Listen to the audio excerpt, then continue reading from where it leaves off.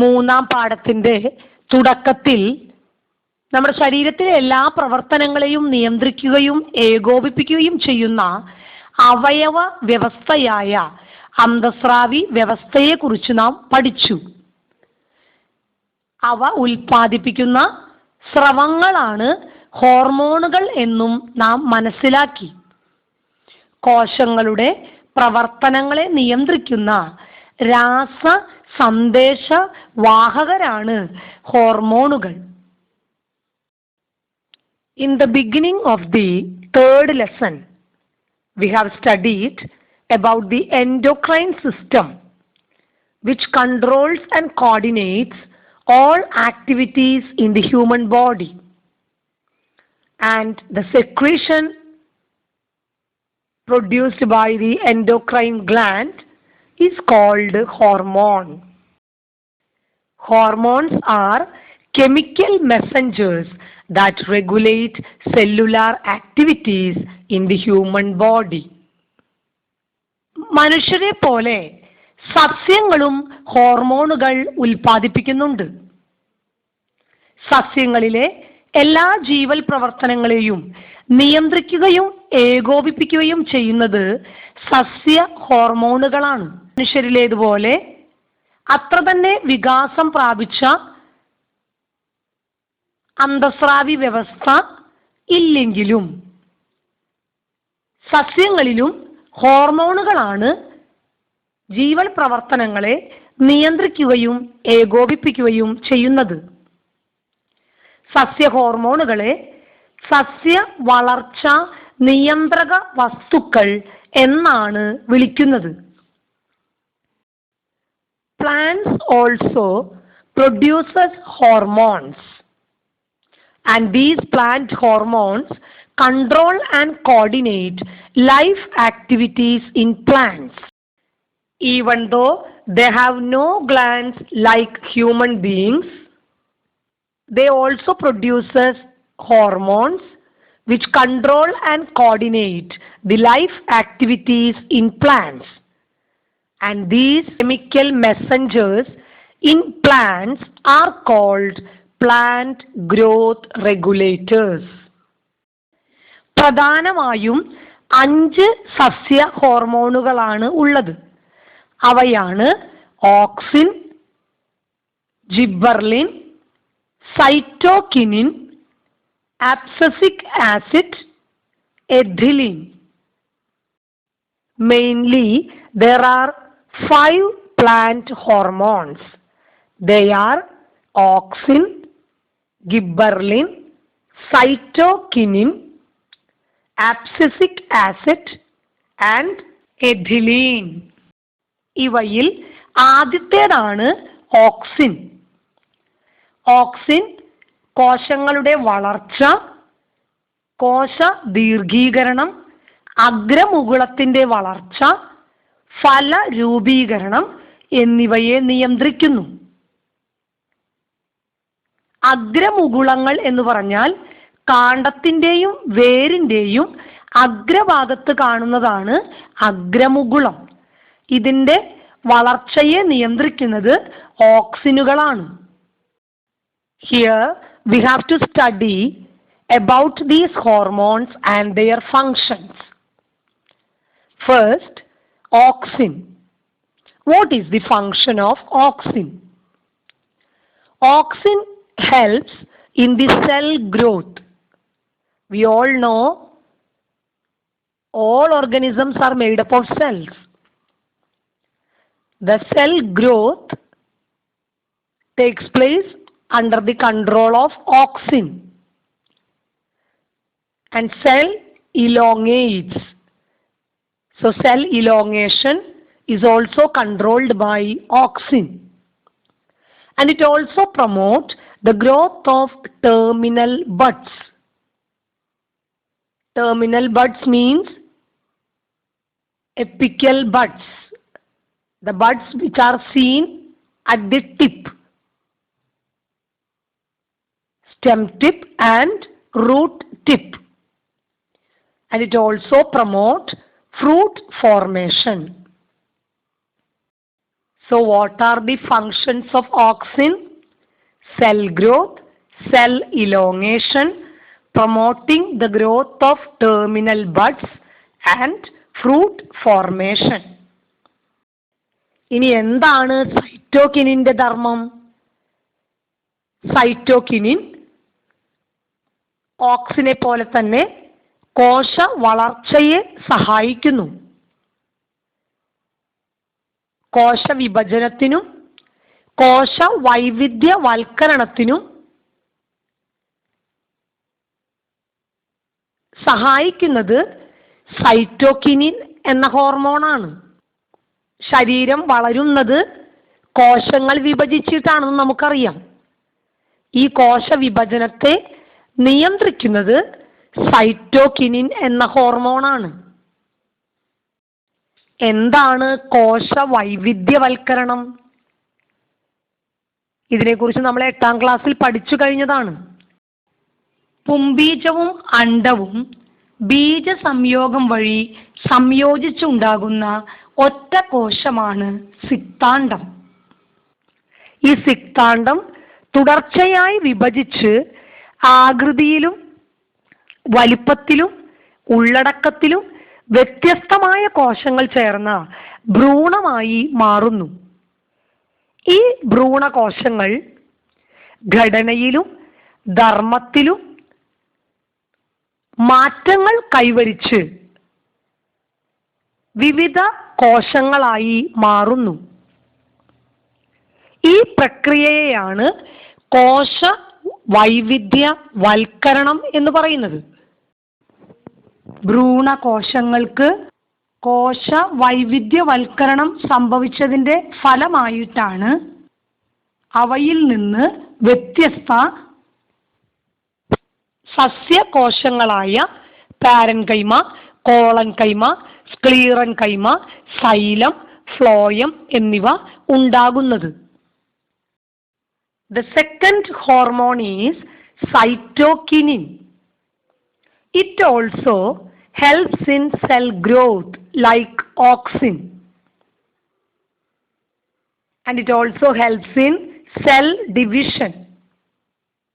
When the cell becomes its maximum size, it undergoes division. Through cell division, the body of the organism increases in size. And it also helps in cell differentiation. What is called cell differentiation?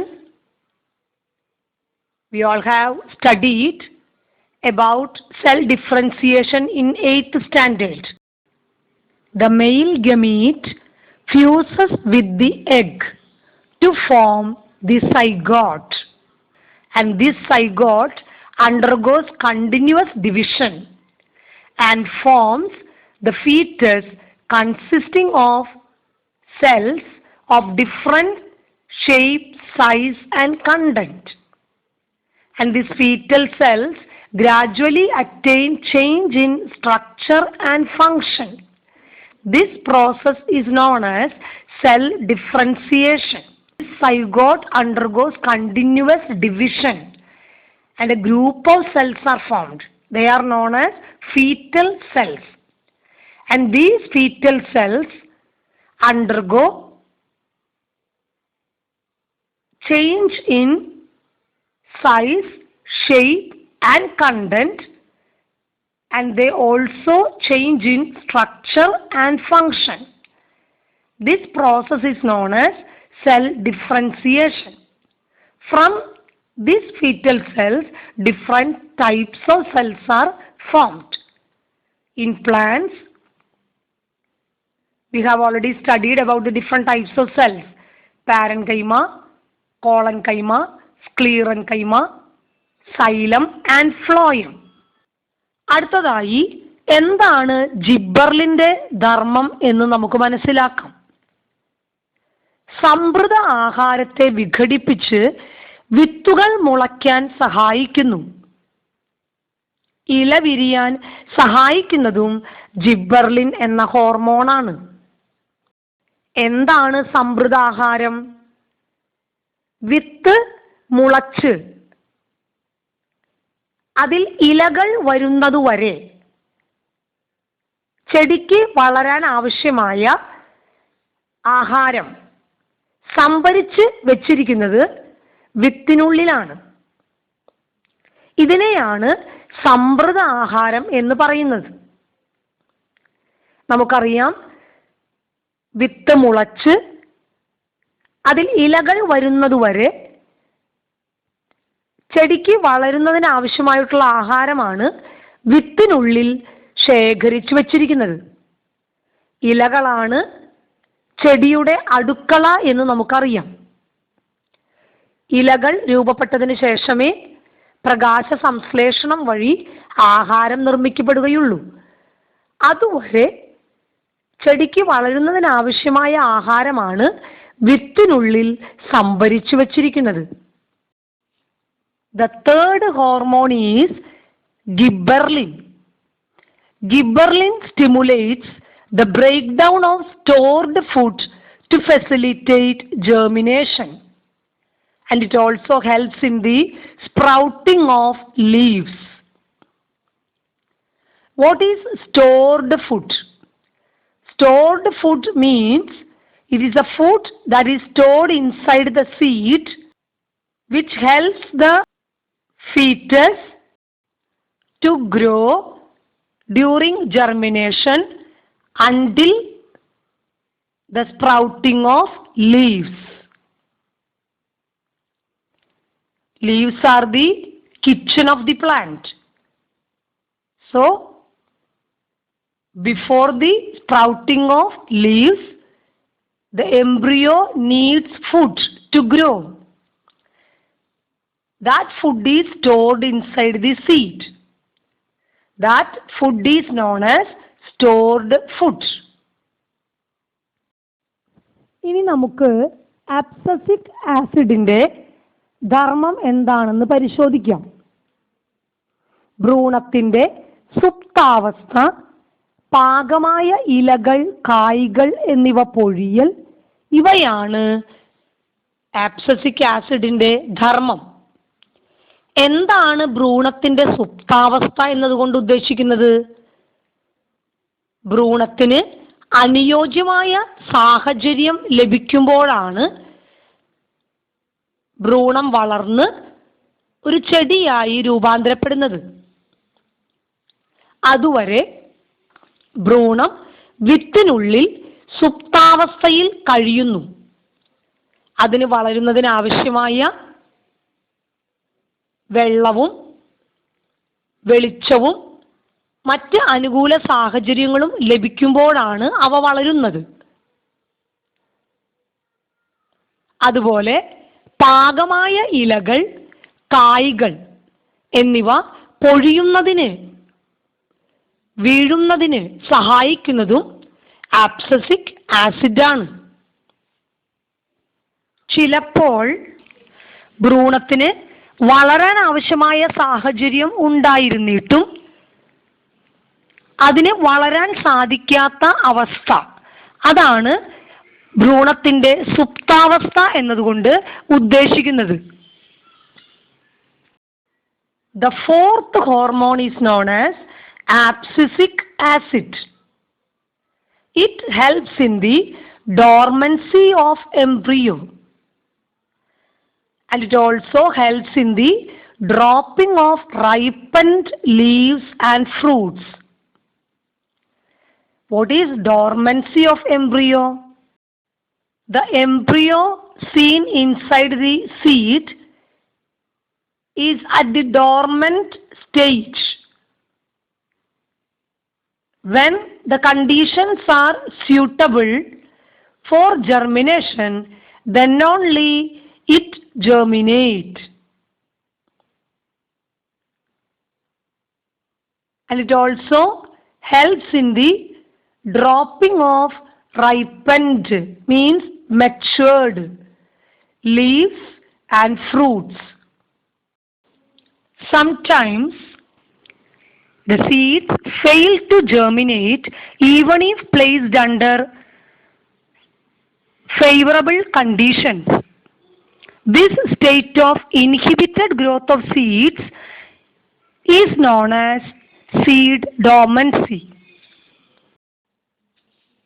സസ്യങ്ങളിൽ കാണുന്ന വാതക രൂപത്തിലുള്ള ഹോർമോണാണ് ethylene. ഇലകളും ഫലങ്ങളും പാകമാകുന്നതിന് സഹായിക്കുന്ന ഹോർമോണാണ് ethylene. എന്നാൽ ഈ ഹോർമോൺ കൂടിയ അളവിലായാൽ ഇലകളും പഴങ്ങളും പൊഴിയുന്നതിന് ഇത് കാരണമാകുന്നു. പാകമായ ഇലകളും കായ്കളും പൊഴിയുന്നതിന് സഹായിക്കുന്ന ഹോർമോൺ ആബ്സസിക് ആസിഡ് ആണ്. എന്നാൽ എഥിലിന്റെ അളവ് കൂടിയാൽ അവ ഇലകളും പഴങ്ങളും പൊഴിയുന്നതിന് കാരണമാകുന്നു. The fifth hormone is known as ethylene. Ethylene helps in the ripening of leaves and fruits. And if the amount of ethylene is excess, it causes the dropping of leaves and fruits. Usually, the dropping of ripened leaves and fruits are done by abscisic acid.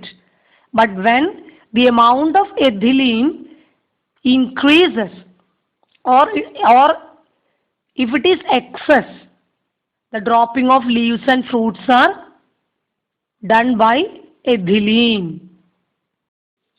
സസ്യങ്ങളിലെ സ്വാഭാവിക ഹോർമോണുകളുടെ രാസഘടന തിരിച്ചറിഞ്ഞ് കൃത്രിമമായും ഹോർമോണുകളെ ഉൽപ്പാദിപ്പിക്കുന്നുണ്ട്. ഇവയാണ് കൃത്രിമ സസ്യ ഹോർമോണുകൾ. കൃത്രിമ സസ്യ ഹോർമോണുകൾ കാർഷിക മേഖലയുടെ പുരോഗതിക്ക് വളരെയധികം സഹായങ്ങൾ ചെയ്തു വരുന്നു. ഇനി നമുക്ക് ചില കൃത്രിമ സസ്യ ഹോർമോണുകളെ പരിചയപ്പെടാം. Plant hormones are synthesized artificially by identifying the chemical structure of the hormone. They are known as artificial plant hormones. Artificial plant hormones has contributed progress in the agricultural sector. ആദ്യമായി കൃത്രിമമായി നിർമ്മിക്കപ്പെടുന്ന ഓക്സിനുകളുടെ ധർമ്മം എന്താണെന്ന് പരിശോധിക്കാം. ഫലങ്ങൾ അകാലത്തിൽ പൊഴിയുന്നത് തടയൽ, വേര് മുളപ്പിക്കൽ, കളകളെ നശിപ്പിക്കൽ എന്നീ ആവശ്യങ്ങൾക്കായി കാർഷിക മേഖലയിൽ കൃത്രിമമായി നിർമ്മിക്കപ്പെടുന്ന ഓക്സിനുകൾ ഉപയോഗിക്കുന്നു. കൃത്രിമ ഓക്സിനുകളായ NAA, naphthalene acetic acid, IBA, indole butyric acid എന്നിവ അകാലത്തിൽ പൊഴിയുന്നത് തടയുന്നു. അതായത് പാകമാകാതെ ഫലങ്ങൾ പൊഴിയുന്നത് തടയുന്നതിന് ഈ കൃത്രിമ ഹോർമോണുകൾ ഉപയോഗിക്കുന്നു. അതുപോലെ വേര് മുളപ്പിക്കാൻ, സാധാരണയായിട്ട് നഴ്സറികളിലെല്ലാം വേര് മുളപ്പിക്കാൻ ഉപയോഗിക്കുന്ന കൃത്രിമ ഓക്സിനുകളാണ് NAA, IBA എന്നിവ. കാർഷിക മേഖലയിൽ കളനാശിനിയായി ഉപയോഗിക്കുന്ന കൃത്രിമ ഓക്സിനാണ് 2,4-D. The artificially prepared auxins are used in the agricultural field to prevent the dropping of premature fruits, and it is also used for the sprouting of roots and as a weedicide. Premature fruits. What do you mean by premature fruits? The fruits which are not matured, that are known as premature fruits. Their droppings is prevented by the use of artificial auxins. The examples of artificial auxins are naphthalene acetic acid. Short form is NAA. And indole butyric acid, IBA. These are used to prevent the dropping of premature fruits. And an example of weedicide. Weedicide means it is used to prevent weeds. Example is 2,4-D. 2,4-D means 2,4-dichlorophenoxyacetic acid, that is used as a weedicide. NAA and IBA are also used for the sprouting of roots. അടുത്തതായി കൃത്രിമമായി നിർമ്മിക്കപ്പെടുന്ന ജിബ്ബർലിനുകളുടെ ധർമ്മം നമുക്ക് പരിശോധിക്കാം. മുന്തിരി, apple മുതലായ ഫലങ്ങളുടെ വലിപ്പം വർദ്ധിപ്പിക്കുന്നതിനും മാർക്കറ്റിംഗ് സൗകര്യത്തിനായി ഫലങ്ങൾ പഴുക്കുന്നത് തടയുന്നതിനും ഇത് ഉപയോഗിക്കുന്നു. നമുക്കറിയാം, മാർക്കറ്റിംഗ് സൗകര്യത്തിനായി ഫലങ്ങൾ ഒരുമിച്ച് പഴുക്കേണ്ടത് ആവശ്യമാണ്. ഫലങ്ങൾ ഒരുമിച്ച് പഴുക്കാതെ പലപ്പോഴായി പഴുക്കുന്നത് തടയുന്നതിനാണ് ജിബ്ബർലിനുകൾ എന്ന കൃത്രിമ ഹോർമോണുകൾ ഉപയോഗിക്കുന്നത്. Artificially prepared gibberellins are used for increasing the fruit size in grapes and apples, and it is also used for preventing ripening of fruits to assist marketing. കൃത്രിമമായി നിർമ്മിക്കപ്പെടുന്ന എഥിലീൻ പൈനാപ്പിൾ ചെടികൾ ഒരേ സമയം പുഷ്പിക്കാനും തക്കാളി, ചെറുനാരങ്ങ, ഓറഞ്ച് തുടങ്ങിയ പഴങ്ങൾ പഴുപ്പിക്കാനും ഉപയോഗിക്കുന്നു. എഥിഫോൺ എന്ന പേരിൽ ദ്രാവക രൂപത്തിൽ ലഭിക്കുന്ന പദാർത്ഥം എഥിലീനായി മാറുന്നു. ഇത് പ്രധാനമായും റബ്ബർ മരങ്ങളിലാണ് ഉപയോഗിക്കുന്നത്. റബ്ബറിന്റെ പാൽ ഉൽപാദനം വർദ്ധിപ്പിക്കുന്നതിനായി എഥിഫോൺ എന്ന പേരിൽ കൃത്രിമമായി ഉപയോഗിക്കുന്നു. The next artificial hormone is ethylene. Ethylene is used for the flowering of pineapple plants at a time, and also for the ripening of tomato, lemon, orange. Ethifone, which is a chemical, and it is available in the liquid form. It gets transformed into ethylene, and it is used in rubber trees to increase the production of latex. So to increase the production of latex, the chemical plant hormone used is എഥിഫോൺ. കൃത്രിമമായി നിർമ്മിക്കപ്പെടുന്ന ആബ്സസിക് acid പഴവർഗ സസ്യങ്ങളിൽ ഒരേ സമയത്ത് വിളവെടുപ്പ് നടത്താൻ ഉപയോഗിക്കുന്നു. Marketing സൗകര്യത്തിനായി ഒരേ സമയത്ത് വിളവെടുപ്പ് നടത്തേണ്ടത് ആവശ്യമാണ്. ഇതിന് കൃത്രിമ ആബ്സസിക് ആസിഡ് സഹായിക്കുന്നു. Abscisic acid, which is prepared artificially, is used for harvesting fruits at the same time. For marketing facility, the farmers are used abscisic acid for to harvest the fruits at the same time.